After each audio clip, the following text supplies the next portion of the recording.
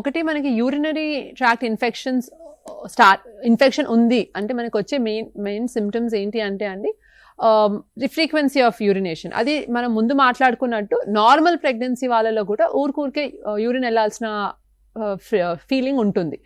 అది కానీ ఆ ఫ్రీక్వెన్సీ ఆఫ్ యూరినేషన్తో పాటు కింద మనకి మంట, పెయిన్, పొత్త కడుపున నొప్పి, ప్రతిసారి యూరిన్ వెళ్ళినప్పుడు ఏదో గుంజడం లాంటి నొప్పి, అండ్ ఆ నొప్పితో పాటు బర్నింగ్ సెన్సేషన్, దురద, ఈ సిమ్టమ్స్ మిక్స్ అయి వచ్చిందంటే we have to suspect infection ఉంది అని.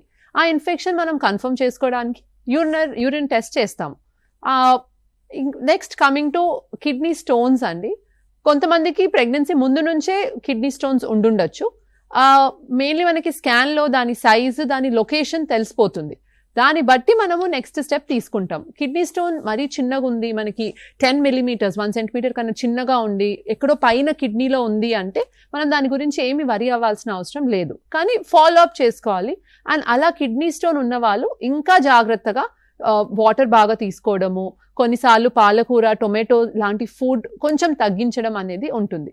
బట్ ఇన్ జనరల్ అండి ప్రెగ్నెన్సీలో మనకి యూరినరీ ఇన్ఫెక్షన్స్ రిపీటెడ్గా రావడం వల్ల ఆర్ వాటర్ కొంచెం తక్కువ తాగడం వల్ల ఆ చిన్న కిడ్నీ స్టోన్స్ కూడా కొన్నిసార్లు పెయిన్ కాజ్ చేసే సిచ్యువేషన్స్ కూడా ఉంటాయి.